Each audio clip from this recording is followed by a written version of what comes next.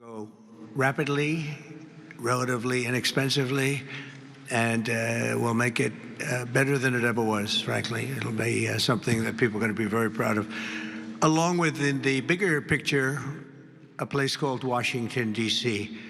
That is the bigger one, and we'll talk about that in a little while. But let's talk about right now the Kennedy Center, and I'm delighted to be here as we officially announce the incredibly talented artists who will be celebrated later this year at the 2025 Kennedy Center Honors. It's going to be a big evening. I've been asked to host. I said, I'm the President of the United States. Are you fools asking me to do that? Sir, you'll get much higher ratings. I said, I don't care. I'm President of the United States. I won't do it. They said, please. And then Susie Wells said to me, sir, I'd like you to host. I said, okay, Susie, I'll do it. That's the power she's got. But I just, so I have agreed to host. Do you believe what I have to do? And I didn't want to do it, okay? They're going to say, he insisted. I did not insist. But I think it will be quite successful, actually. It's been a long time. I used to host the Apprentice finales, and we did rather well with that. So I think we're going to do very well, because we have some great honorees, some really great ones. Since 1978, the Kennedy Center Honors have been among the most prestigious awards in the performing arts. I wanted one. I was never able to get one. This year, it's true, actually. I would have taken it if they would have called me. I waited and waited and waited, and I said, the hell with it. I'll become chairman, and I'll give myself an honor. Maybe I'm going to honor, next year we'll honor Trump, okay? This year, the board has selected a truly exceptional class of honorees. I mean, really exceptional. First is country music star, actor, and producer George Strait.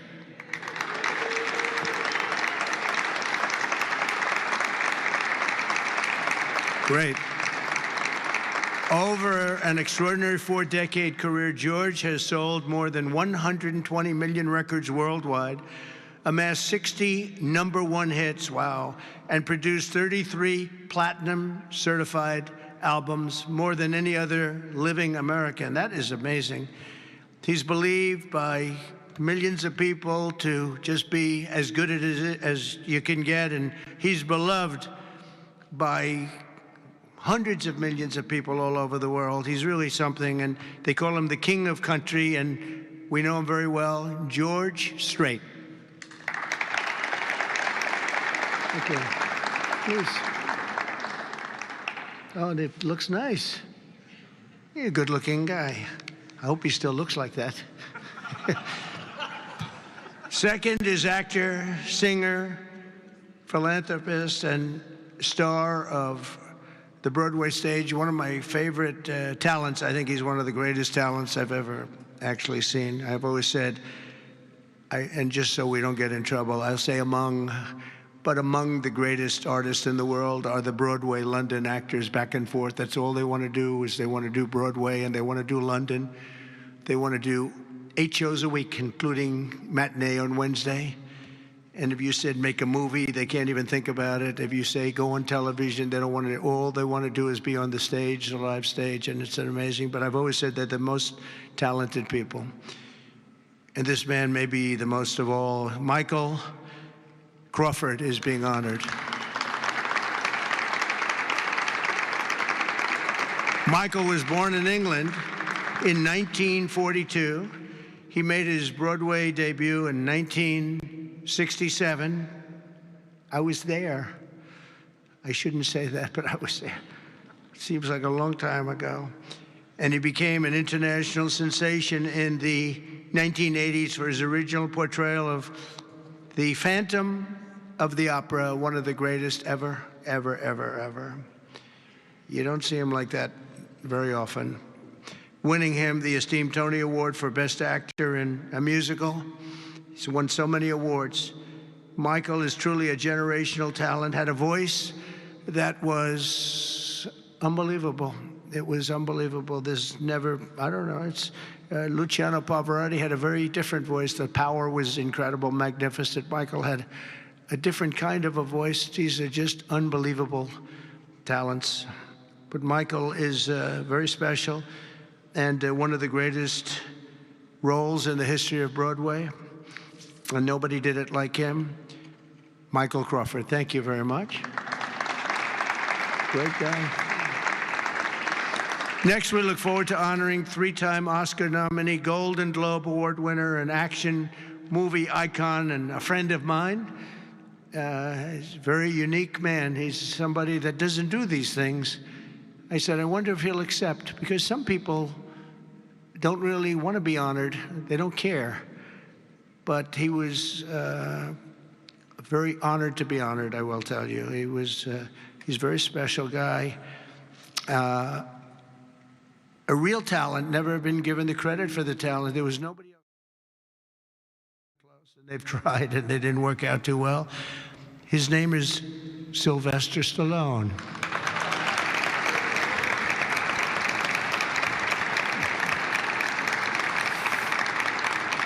So it's very few, almost, if any, people that could have taken a name and made it so incredible, like Rocky, Rambo, Creed, and others. But think of it, Rocky, Rambo, if you did one, you're good.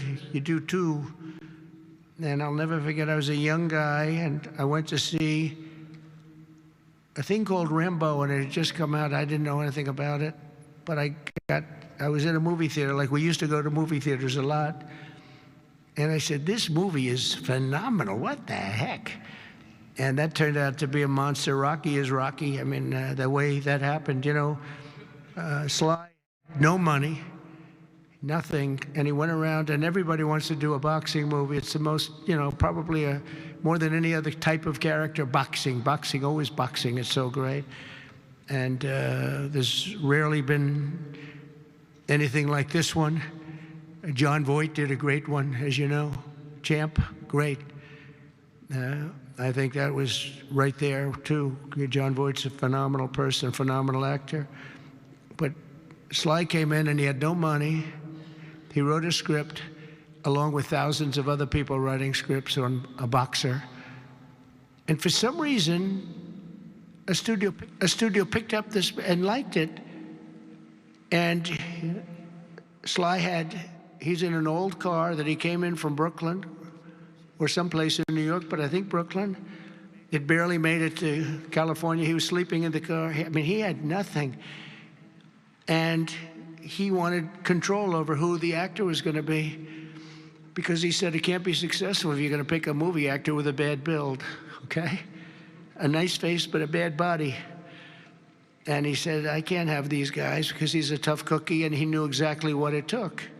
He knew what a boxer's body was. So they brought him one, and I won't tell you who it was, but it was a big name. But the chest wasn't exactly what you need. One shot, and your heart would pop out. That wasn't too good. Then he did another one. He was fat, sloppy, but had a good face. Then he did another one, and another one, and another one. And he turned it down. He wouldn't take $1 million. He wouldn't do it. And it turned out that when they saw him, they said, you know, you'd be actually pretty good for this role. And he had never done this before, anything like it. But think of it, he turned down $1 million. He had nothing. He refused to let somebody else play. He didn't want to play it. He wasn't originally, he did it as a writer. But he ended up playing it because he couldn't find anybody else that fit the role. And who knew what would have happened? He's become a legend of the silver screen, a true legend, and he's a great guy. He's a little bit tough, a little bit different, I will tell you. He's a little tough guy. But he's a phenomenal person with a phenomenal wife and family. Incredible wife, incredible family. His film's grossing more than $7.5 billion, which is either a record or very close to it. I can't imagine anybody doing more. If you add up Rambo and Rocky and these others, I can't imagine anybody doing much more. 7.5 billion worldwide over the course of 6 decades. And Sly is a pillar of the really American pop culture and a Hollywood superstar like few others, and one of the biggest names on the Hollywood Walk of Fame. In fact, the only one that's a bigger name on the Hollywood Walk of Fame, they say, is a guy named Donald Trump. I'm on the Hollywood Walk of Fame too, if you can believe that one. But he's amazing. He's really amazing. And he's actually a great actor. Fourth will be together celebrating one of the most revered singers of the American disco era, Gloria Gaynor. Best known for her chart-topping 1978 hit, I Will Survive.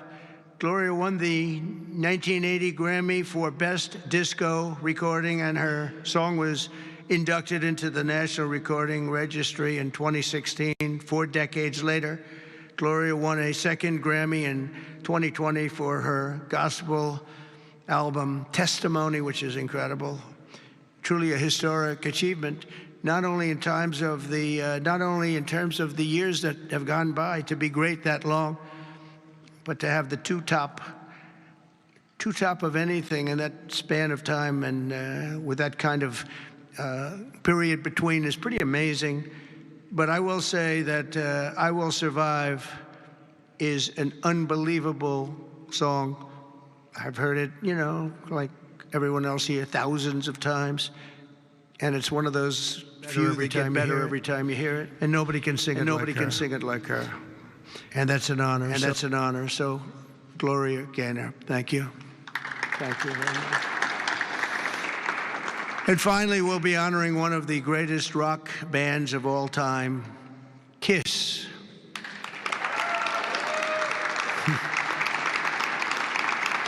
So Kiss was formed in 1973 in New York City by founding band members, and incredible people, by the way, Paul Stanley, Gene Simmons, Ace Frehley, and Peter Criss.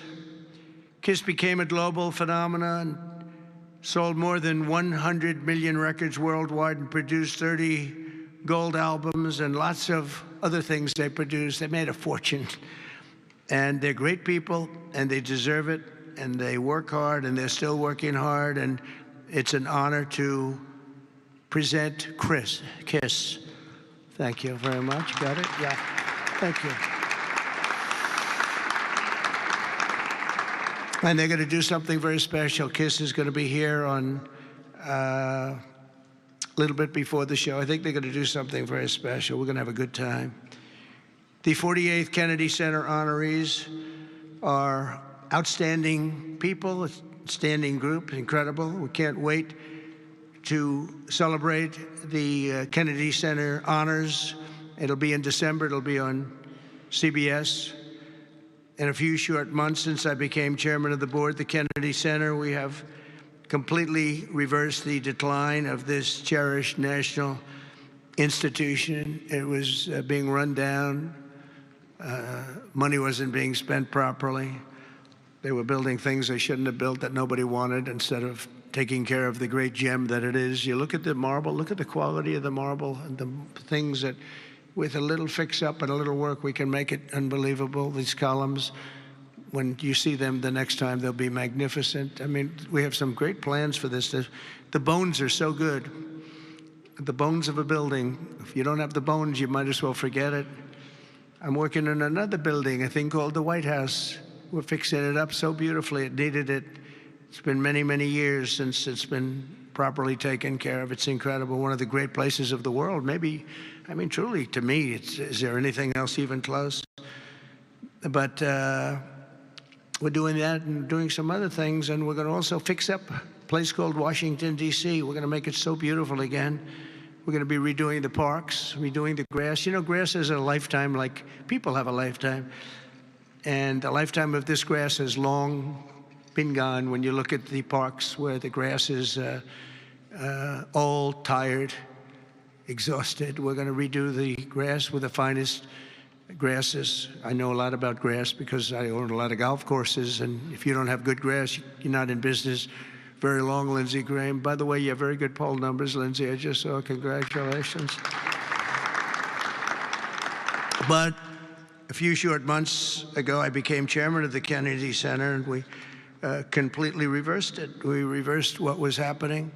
We ended the woke political programming, and we're restoring the Kennedy Center as the premier venue for performing arts anywhere in the country, anywhere in the world. This has the potential to be anywhere in the world. We're going to make it something that people can't even believe. We have some unbelievable plans, and ultimately it's about the talent you get, though. You know, you can have a beautiful building, you can have nice marble walls, you can have nicely done columns, as I was saying, but if you don't have the talent on the stage, and we're going to get the best talent in the world. To that end, the world-renowned musical Les Mis had a phenomenal 5-week sold-out run this summer. It beat projected revenues by 35%, and we've raised over $10 million in private funds from a lot of generous donors, and we closed the $26 million budget shortfall that they had before we got here. And with the help of Congress, we secured the critical funding necessary to rebuild the building, and we're going to get all brand new, highest level seats, magnificent seats, and it's going to be all new. We could have taken the existing ones and do a little paint job, a little fabric, but it's not the same thing. So we'll be taking out next season. All of the seats will be taken out. The room is being completely rebuilt, and I just want to thank the Republicans in the Senate, headed by Lindsey. In that case, Lindsey was she's a big fan of this building, and they got a record $257 million that's going to go toward renovations that the building really needs, and all of the exterior is going to be incredible. It's going to be exciting. So I thank you very much, and thank all of your Republican senators. I don't think we had too many Democrat votes, probably. You never have. We don't have Democrats voting even for crime. But I shouldn't make this political, because they made the Academy Awards political and they went down the tubes. So they'll say, Trump made it political. But I think if we make it our kind of political, we'll go up, okay? Let's see if I'm right about that. But I want to thank the executive director for an incredible job. He's done great. He's been with me for just about the beginning, and everything he's touched has been good. He was on high intelligence. He worked in low intelligence and high intelligence. He did better with the high intelligent people, but he's been fantastic. He's the executive director, Rick Grinnell, for his work. Thank you very much, Rick. Unbelievable job. And as well as Lindsey and all the people that helped us in Congress, I want to thank, and the Senate has been incredible. By the way, Leader Thune has been unbelievable, and Speaker Mike Johnson. These are great people. What we're doing with the great big beautiful bill is you're going to see a whole different country. You're seeing it already. We're coming in where the trillions of dollars is coming in from tariffs from all over the world, from countries that took advantage of our country. They thought we were children. They took advantage of us for decades, and now the money is flowing to us, and we've become the hottest country anywhere in the world. But the Kennedy Center board members, many of whom I knew, and many of whom I put on the board, and it's as good a board as I've ever seen. And on the board also, and some people that are doing an incredible job. One in particular is Attorney General Pam Bondi. The job she's doing is incredible. Thank you very much. Long beyond the Kennedy Center. The Kennedy Center is the easy part. She's incredible, and you're going to see a big change in Washington crime stats very soon. Not the stats that they gave, because they turned out to be a total fraud. The real stats, the stats went through the roof. You know, they had a man that was forced to put up stats like they were doing better. They're not doing better. Crime is the worst it's ever been, but it started as of about yesterday. You see a big change, and people are feeling safe already. I've had so many calls, thank you, sir, thank you. They were afraid to walk out. They're not afraid anymore. And this will be like the border. We started off with millions and millions of people coming in from all over the world, gang members and people from jails. They were unloading their jails into our country. All over the world they were coming, drug dealers. They came from Africa, they came from Asia, they came from South America, Venezuela in particular. They were coming in, Trinidad, and the toughest people you've ever seen. And by the millions, and for the last 3 months, we had 0, 0, and 0. We had 0 people come in for 3 months. They respect our country again. That's the other thing. All over the world, our country is respected again. So I also want to thank the Chief of Staff, Susie Wiles, who's fantastic. She's done an incredible job. And Sergio Gore for the job he's done with personnel. Thank you very much, Sergio. Fantastic. In the coming months, we'll fully renovate the dated and the infrastructure of the building and make the Kennedy Center a crown jewel of American arts and culture once again. I think we'll bring it to a higher level than it ever hit. Actually, it hit a certain level, but we're going to bring it to a higher level than it ever hit. We have the right location, and soon we will be a crime-free area. This is going to be a crime-free area, by the way. You'll be able to go out. People tell me they can't run anymore. They're just afraid. And they'll be running again. We're going to have a crime-free. It's a big statement because if one thing happens all year, Pam, you better be good, because they'll say Trump did not fulfill his.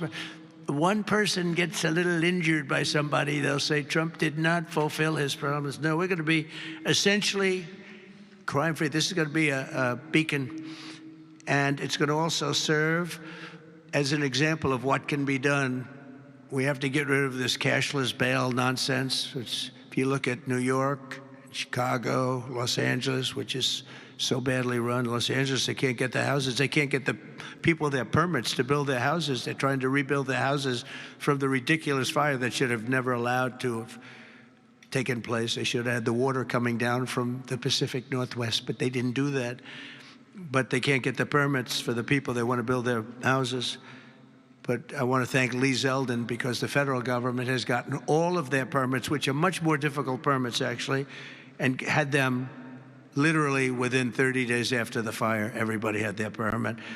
But you don't have the city and state permits. They got to get going. The governor and the mayor have to get going.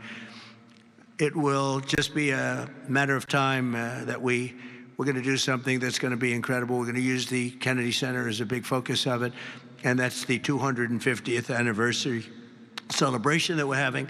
So it's 250 years. So we have the Olympics, we have the World Cup, and we have the 250th anniversary celebration, all in this administration. And it's an honor that we were able to not be allowed to do what we were illegally and what we were supposed to do, and that was we had a great election in 2020. We won the election by a lot, but it was a rigged election, and we had to wait 4 years, and we waited 4 years, and it's interesting because I got the Olympics and I got the World Cup. I can't claim that I got the 250th. That one's a big one, but I happen to be here. But I got the Olympics, I got the World Cup, and I said, the shame of it is that I'm not going to be president when it happens. And lo and behold, look what happens. We have some bad things took place, and now I'm going to be president for the Olympics. I'll be president for the World Cup, and the 250th is going to be maybe more exciting than both. It's a great celebration of our country. We're going to be using this building for a lot of the celebration having to do with 250 years.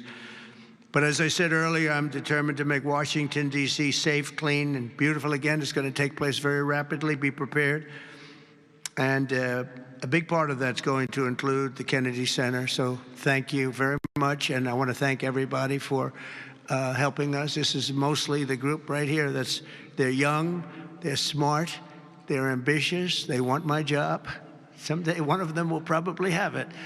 But we have a great group of people that are putting this together, and they're also helping us with Washington, D.C. We're going to make Washington beautiful. We're going to redo roads. We're going to redo the medians, the pavers, and the medians all throughout the city. We're going to take all the graffiti off. We're going to have to remove the tents and the people that are living in our parks. We're going to be redoing the parks, the grasses and all. We're going to be going to Congress for a relatively small amount of money, and Lindsey and the Republicans are going to be approving it. I don't know about the Democrats. They don't approve anything. It's amazing. It's like they just don't want to vote for anything. They've got the yips. You know, in golf they say the yips. The Democrats are afraid to do anything because they don't want to be criticized. But fighting crime is a good thing. We have to explain. We're going to fight crime. That's a good thing. Already they're saying, he's a dictator. the place is going to hell, and we've got to stop it. So instead of saying he's a dictator, they should say, we're going to join him and make Washington safe. But they say, he's a dictator. And then they end up getting mugged, and, but the stats are very bad. But we're going to, I think we'll actually get Democrat support. I really believe they can't do this one, too. It's, they talk about 80-20 issues. But I think many of those 80-20 issues, like men and women's sports, I think it's 97-3, not 80-20. And I think crime is maybe 100-0. So I think we may get very well some Democrat support, but I hope so. But even if we don't, we have the majority, so we're going to vote it in as Republicans, and we're going to do something. And that's going to serve as a beacon for New York, Chicago, Los Angeles, and other places all over the country. Our whole country is going to be so different and so great. It's going to be clean and safe and beautiful, and people are going to love our flag more than they've ever loved it, and we're going to do a great job.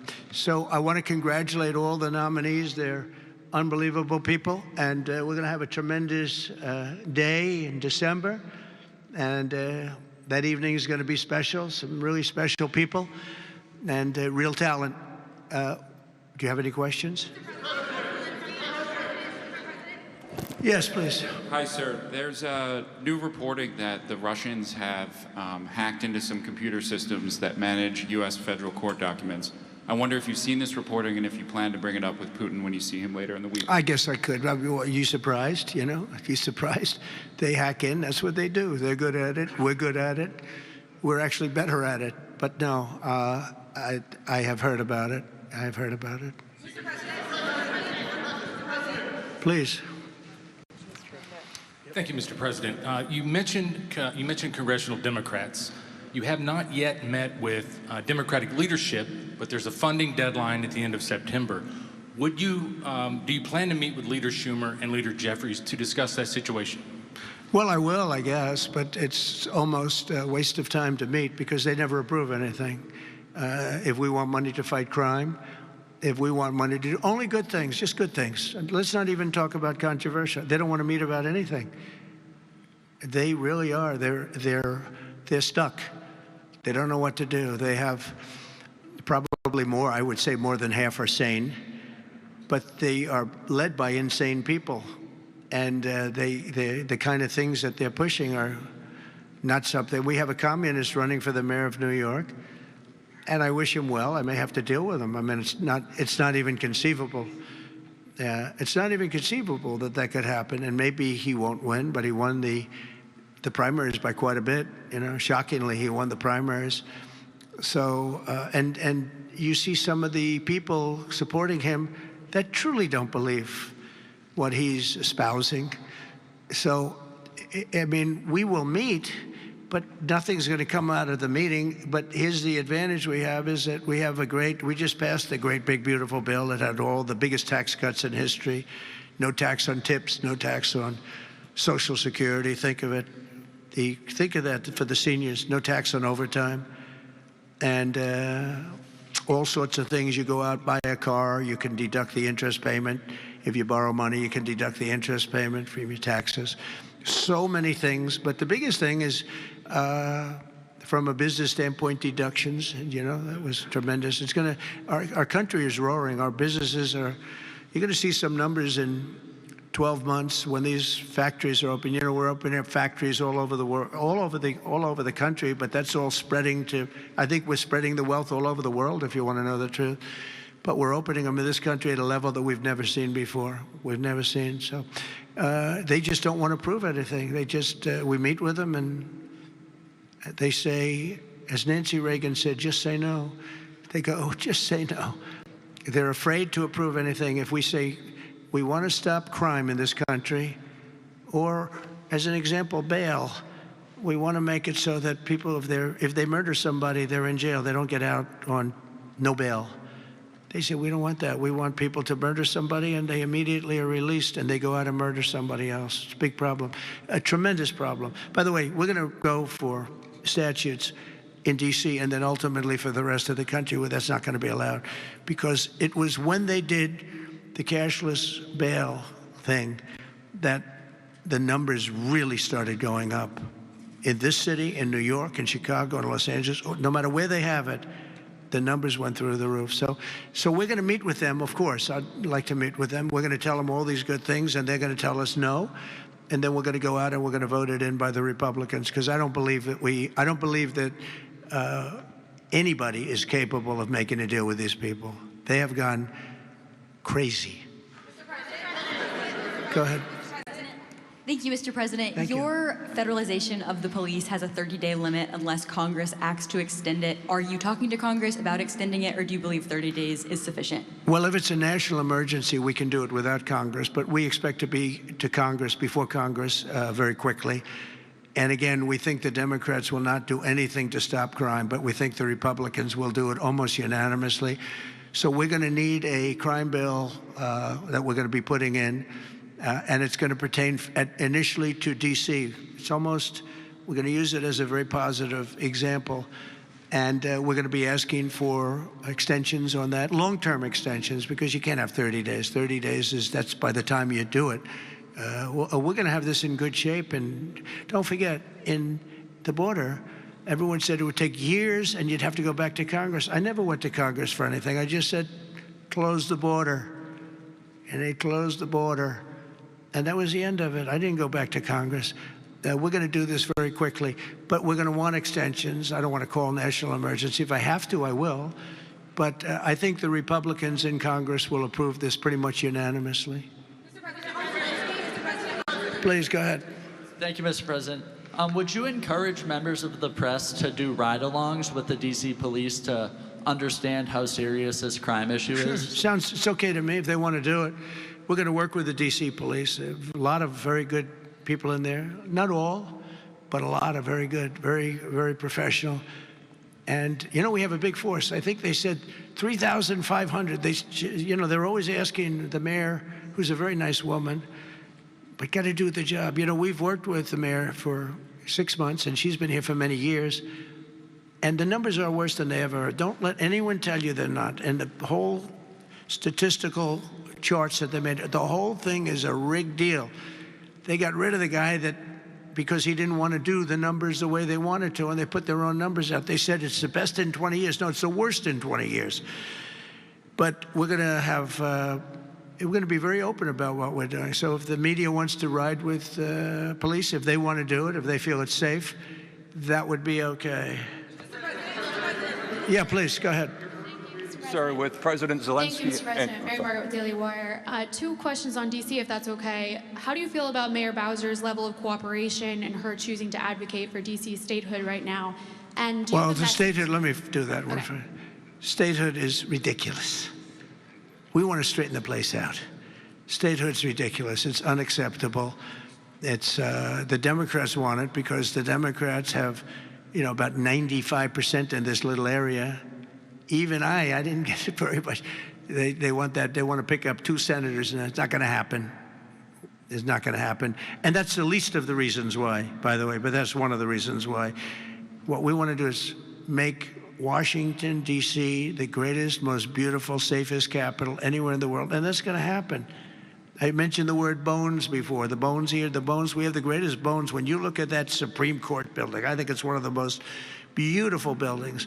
When you look at some of the buildings here, it's so magnificent, and everything's good, but it's just dirty and not properly maintained. It's not taken care of. Potholes in the roads. All of it's going to happen very quickly. We're going to seek a relatively small amount of money for fix-up, and we're going to put it out to bid. We have great contractors here, great road builders, everything, and we're not ripping roads apart so they're closed for 4 years as they redo the concrete bases, and you don't need that. We need a beautiful topping by a very talented asphalt-type person, somebody that does the job. We go out, when I get contractors, I use great contractors. To me, a great contractor is very special, like a great surgeon, like a great teacher, like a great nurse. A great contractor is very important. We'll only use the best. And when you put a coat of asphalt on that top, 2 inches of asphalt, 3 inches of asphalt, it looks brand new. You take all the garbage off. They reseed it, as we call it, or different names, but they take the bad stuff off and they put the good stuff down. It takes not a long period of time. A matter of a few days, you'll have a beautiful, magnificent road.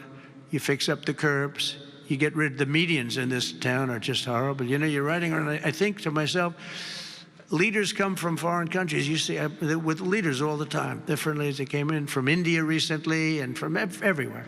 They came in from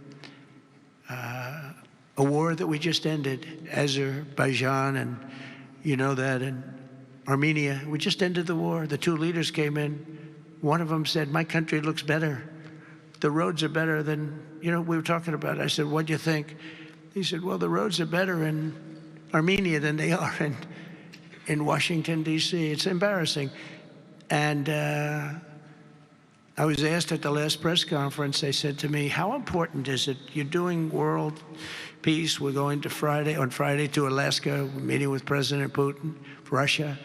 How important it is that the capital is important? I said, very, very important. I told my father, said to me, when you see a restaurant and you want to go and you want to have dinner, and then you go up to the front door and it's dirty, turn around and go back because the kitchen's dirty. It's the same thing with the capital of the United States of America. If it's dirty and unsafe, it sets a bad tone for the rest of the world. So we're not going to do that. We're going to have this capital fixed up, safe, clean, and beautiful in a very short period of time. Go ahead, please. In the back? Yeah, please. Mr. President, how were your calls this morning with European leaders, and was it your call not to invite President Zelensky to your meeting with Putin? No, just the opposite. No. We had a very good call. He was on the call. President Zelensky was on the call. I would rate it a 10, you know, very, very friendly. I know the leaders because I was at NATO, as you know. I took it from 2% to 5%, 2% that wasn't paid, 5% that is paid, which is trillions of dollars in defense capability. No, it was always going to be, I was going to meet with President Putin, and then after that, I'm going to call the leaders and President Zelensky. I'm going to call President Zelensky, and then I'll call, probably in that order, the leaders. There's a very good chance that we're going to have a second meeting, which will be more productive than the first, because the first is I'm going to find out where we are and what we're doing. Again, this is Biden's war. This isn't my war. He got us into this thing, and it should have never happened. This war would have never happened if I were president. But it is what it is, and I'm here to fix it, and I'm here to stop 6,000, 7,000 people last week. 7,213 people last week were killed, mostly soldiers. But missiles being lobbed into towns don't exactly help either, but mostly soldiers. And Ukrainian and Russian, they're not American soldiers, but you know, if we can save a lot of lives, it would be a great thing. I've stopped 5 wars in the last 6 months. And on top of that, we wiped out the nuclear capability of Iran, obliterated it.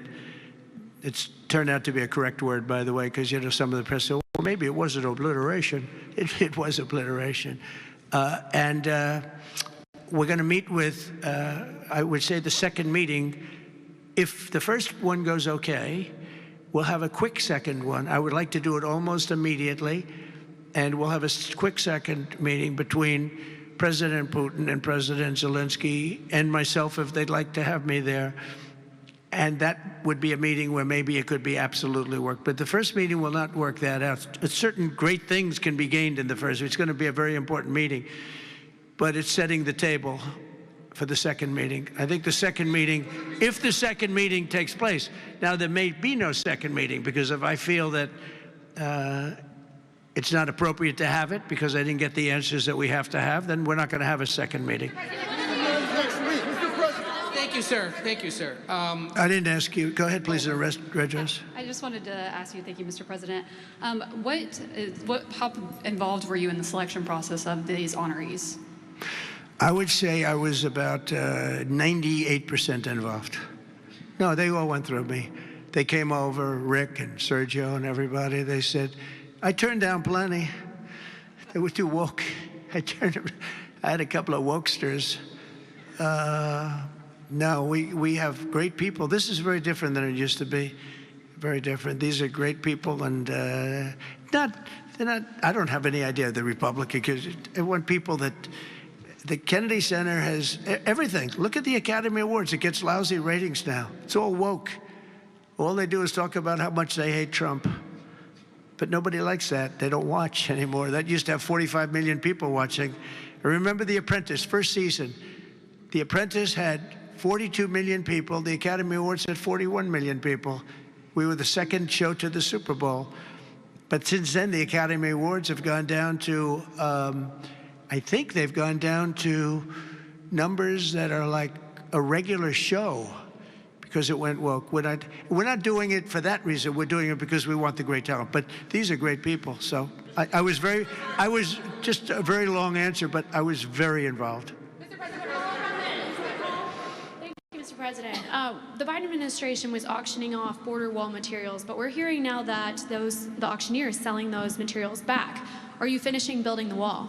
Well, I built hundreds of miles of wall, and I was getting very close. I actually finished the wall, but then I added another 200 miles because when you do the original wall that I said I was going to build, which I got built, and I got it to the specifications of the Border Patrol and ICE, the exact. They wanted steel, they wanted concrete inside, they wanted rebar inside that, they wanted it to have wires. The walls are wired for, you know, all of the internet stuff and security things. And we built it hundreds of miles. We did great. That's one of the reasons, even now, we're able to have such good numbers at zero, or essentially very little people coming in. But Biden, I ordered for another 200 miles. I was going to do another 200 because it's the way it is. And we're all set to do it. Then we had the bad election result, the horrible, what happened to our country, what they've allowed to happen to our country. And we are taking now that wall back. They sold the wall. Now, this is expensive stuff. Hardened steel, very expensive.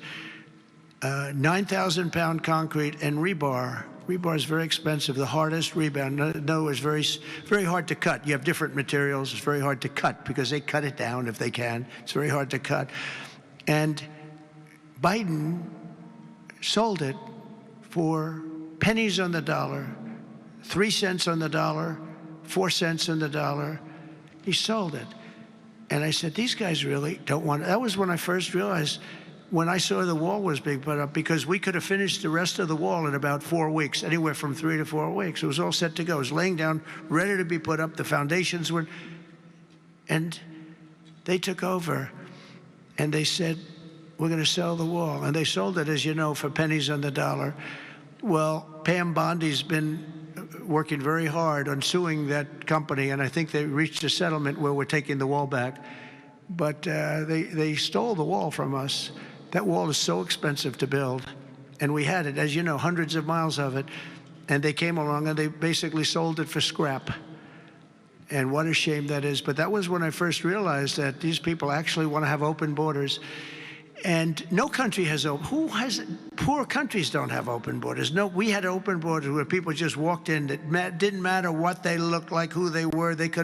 We had 11,888 murderers, half of whom killed more than one person. I mean, literally, killed more than one person. And this is who we took into our country. So the wall is the least of it, but we're going to take the wall back. We're paying a small amount of money, as I understand it, to get it back, to get rid of the litigation. We'll take it back. We'll put it up. Yeah.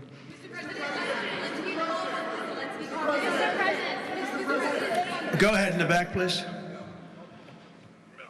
Stay right there. I want to take it back to the Kennedy Center, if I can, just for a second, Mr. President. Sure. From what I understand, the Les Mis show exceeded everyone's expectations. Attendance, revenue, across the board. That's great. Do you anticipate future shows to basically do the same? I like that guy. Now, that's called a question, okay? And he's a great reporter, actually. Thank you very much. I appreciate it. Yeah, it did great. Les Mis did great, broke records, and was sold out and beautiful. And we anticipate a lot of that happening. There's a thirst for it. And especially when the crime is knocked out. You know, when we knock out crime, some people probably stay away from places like restaurants and other things. It ruins your whole fabric. It ruins your country. And when somebody thinks they have about a 25% chance of getting mugged, they say, let's not go to restaurants tonight. We're going to make it so that they have no chance of getting mugged. And it's going to happen soon. And yeah, we think we're going to have a lot of very successful evenings here. Please. Will Russia face any consequences if Vladimir Putin does not agree to stop the war after your meeting on Friday? Yes, they will. Yeah. What will the consequences There will be be? consequences. Sanctions, tariffs? There will be, I don't have to say, there will be very severe consequences, yes. Yeah, please. Can I ask you a question about the Fed? Right next to you, please, yeah. About the Federal Reserve. Oh, Federal Reserve, my friend. Posted Too late. He's too late. You're considering suing Jay Powell. Can you update us on your thinking about that and tell us where you are in your search for a new chair? Well, he took a building that could have been painted and fixed, like we're going to fix this building for very little money. And that was in better shape. He took a building and what they did to that building, they built a basement under the building. It didn't have a basement. This is simple to understand. The building is right next to a thing called the Potomac River. The beautiful Potomac River. That means lots of water. And the water is right under the building. And they decided to build a basement under the building in the Potomac River. So in order to do that, you need the biggest pumps that God ever created. And they were pumping their hearts out, but as big as those pumps are, you can't pump it fast enough because it's the Potomac River. If the pump were bigger than this room, you couldn't pump it. But they tried, and they've been building a basement. And I said, why did you want to build a basement? I thought it would be a good idea, sir. A basement is the least valuable floor in a building. I know a lot about real estate. The least valuable thing is the basement. And you don't build a basement under a building that is 2 feet above the river that's right next door. You know, it's right near the river. People don't realize the river's right out their window. And that's the beginning. They did just a terrible job. Instead of, I could take a ceiling like this, they'd rip out the ceiling because they see a crack. Let's rip out the ceiling. And I would fix the crack and I would paint the ceiling. And under the ceiling, they put the most incredible protective material. They go out by 3/4 inch, brand new, gorgeous 3/4 inch plywood and sheetrock, hardened sheetrock. And they had it all over the building. So if a little piece of flake came down, but the problem is when they took the ceiling down and it would hit, they spent millions of dollars on protective material that you didn't have to spend anything. He could have done that job for $25 million, and they spent $3.1 billion. He said 2.7, but it's really 3.1. They just don't want to include one of the buildings in the deal. But it's going to be much more than that, and I think he'll be long gone by the time it finishes because they've got a long way to go. And then I hear they want to hire 3,000 economists. What are they going to do? And he got it all wrong. He's too late. We call him Jerome Too Late Powell. It will live with him forever. I believe that name will live with him forever, along with the name Pocahontas and some of the others. He worked closely with Pocahontas, by the way. She's another beauty. But we have a real problem there. They're way over budget. And they did a job that shouldn't have been done. It was unnecessary to be done. Instead of, I could have gotten the greatest wallpaper anywhere in the world from the finest stores in the world. I could have fixed up a wall a little bit. It would have taken about 2 hours. And covered it with the most magnificent silk and most magnificent paper for thousands of dollars as opposed to tens of millions of dollars. What a shame it is that they did. But they would take down areas of the building that shouldn't have been taken down. They could have literally been painted, and they didn't do that. So they've got a long way to go. And I think it's just grossly incompetent, but not quite as incompetent as his decision not to do interest rates, take down interest rates, because just like they shouldn't have taken down a ceiling, they should take down interest rates. Every point costs us $360 billion a year. Think of that, $360 billion for 1 point. And we should be down at 1% because we're the leader of the world. We were always the lowest interest rate until like a certain time ago, decade, couple. But we were always, because we were the United States of America. So even if the country was run badly, we were considered like to be super prime. And now he's got us in a bad place. So we're paying $360 billion a year for each point. Now, I believe we should be 3 or 4 points lower. So that's over $1 trillion we pay. Every year, in interest. And it's really just a paper calculation. You sign a document and you save almost $1 trillion because that number equates very much to the bonds that we have to buy. But despite that, we're powering through it, and we have the greatest economy maybe we've ever had. But the housing sector, people aren't able to get good mortgages. They're paying too much because of Jerome Too Late Powell. He's truly incompetent. And we'll be making another, we put a very good man in temporarily in the one spot because one of the people that was appointed by the Democrats left early. And I heard left because that person wanted lower interest rates. And I heard quit, but I have no idea. I'm sure she won't say that. I'll be naming a new chairman sometime within the next, I think I'll name it a little bit early, the new chairman. I'm down to 3 or 4 names, all good, all great. The problem is you name them and then they turn out to be not good. That's happened to me a couple of times. You name somebody, they tell you everything you want to hear, and then they go in and they turn out to be not good. I mean, he told me everything that I thought was appropriate. He turned out to be a stiff, you know, real stiff. But other than that, I think he's doing a very good job, yes. Okay, maybe 1 or 2 more. 1 or 2 more. Yes, sir, please. Go ahead. Mr. Looks President. like Scott Bessent. Are you the Treasury Secretary? You don't want me for Treasury. I don't know. You look like you could do a good job. Go ahead. I keep my family budget okay. Sir, when you meet with Vladimir Putin Friday in Alaska, yeah, do you believe you can convince him to stop targeting civilians in Ukraine? Well, I'll tell you what. I've had that conversation with him. I've had a lot of good conversations with him. Then I go home and I see that a rocket hit a nursing home or a rocket hit an apartment building and people are laying dead in the streets. So I guess the answer to that is no, because I've had this conversation. I want to end the war. It's Biden's war, but I want to end it. I'll be very proud to end this war along with the 5 other wars I ended. But I guess the answer to that is probably no, because I would have had a good conversation with Vladimir. I knew him very well. I got along with him great, actually. We had I had to go through the Russia hoax. And it was actually, it was a strain on the relationship. I actually told him, I said, you know, they got this phony investigation going on, Russia, totally phony, created by Adam Schiff, Shifty Schiff, and Hillary Clinton and the whole group of them. And it made it very dangerous for our country because I was unable to really deal with Russia the way we should have been. I'm looking at Pam because I hope something's going to be done about it. These people put our country at great danger. And Adam Schiff, it was all made up. It was a hoax. The Mueller report came out. They all hated me. They had 18 Trump haters. And they said I did nothing wrong. They couldn't believe, they couldn't find anything after years of investigation. It was all a hoax. It was a hoax created by the Democrats, but in particular Schiff and Crooked Hillary, the whole group. And now we've learned all the stuff that's come out over the last 2 months is incredible through intelligence. And hopefully something's going to happen with it. These are people that put our country in danger, in real danger. I want to thank you all very much. Thank you very much. Thank you.